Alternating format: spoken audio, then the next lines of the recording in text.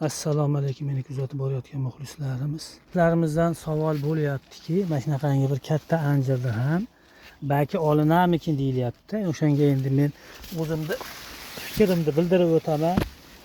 Bu daraxtimiz 5 yil davomida safarda yurganimiz uchun bu daraxtimiz o'ta darajada o'sishlari ko'payib, haligi havo ham kirmaydigan bo'lib, yonlaridan shox chiqarib, bunaqa joylardan, uchlaridan jichachidan shox chiqarib bu aynigan ekan. Buni keyin men kesdim, qattiq kesib, mana metrda kalta bo'lsa, mana jichagina qo'yganman, 20 sm qo'yganman. Bunaqa joydan ham 20 sm qo'yib, buni yoshartirdim mana. Mashitgacha qo'yilgan mana. Buni ham o'shanaqa mana jichadan qo'yib, mana bu ham shunaqa. Mana mashinacha qo'yilgan, mashinaga qilib shu kaltaga yarasha buni kaltagi bor ekan. Shuni moslab, shuni qo'ydim.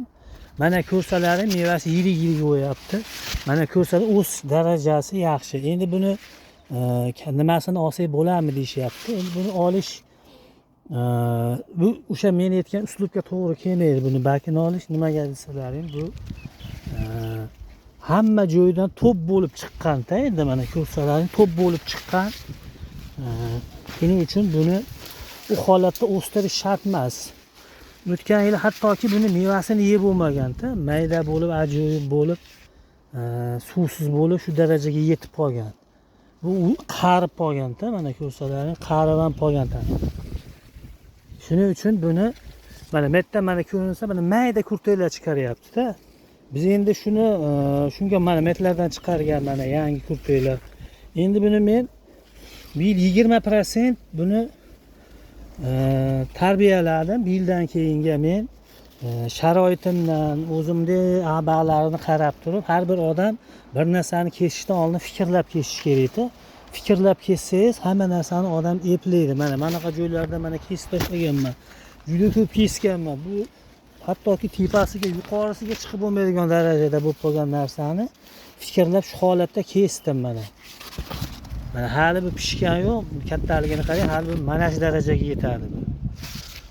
20% o'g'nadim, erta bahorda buni ko'rib turib, fikrlab turib, buni yana bir yaxshi kesish qilamiz, qattiq kesish qilamiz. Shu bilan biz 80% ishni bajargan bo'lamiz.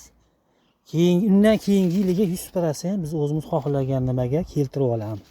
Baklarini ko'rsangiz, mana katta shapalaqdek bo'lib ketgan. Chunki ozuqasini berganmiz, buni qattiq kesish qilganmiz. Haligi bu anjirlarda ham o'sha kesyap turgan shoptol-moptollarga o'xshatib ularga ham ishlov berish kerak. Mana ishlov bersangiz, mana shu darajada bo'lib, mana o'sha shoxi o'sadi. Mana bunaqa shoxlari mana o'sgan. Mana yo'g'onligini qaranglar, mana shunaqa bir yo'g'on bo'lib, bundan chiqqan har bitta anjir sifatli bo'lgan.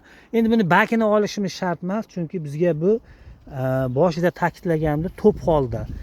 Men hali yerga yotqizdim-ku, unda bir ikki tomonlama chiqadi-da, uni bakini olib turib tarbiyalasak bo'ladi. Buni qanaqa olish mumkin?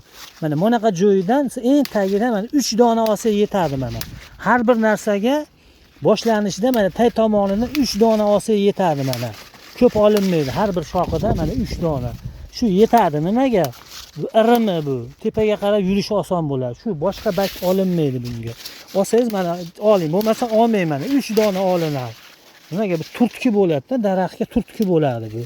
Mana 3 dona shox balki bir daraxtga turtki bo'ladi. Boshqa olish shart emas. Shuning uchun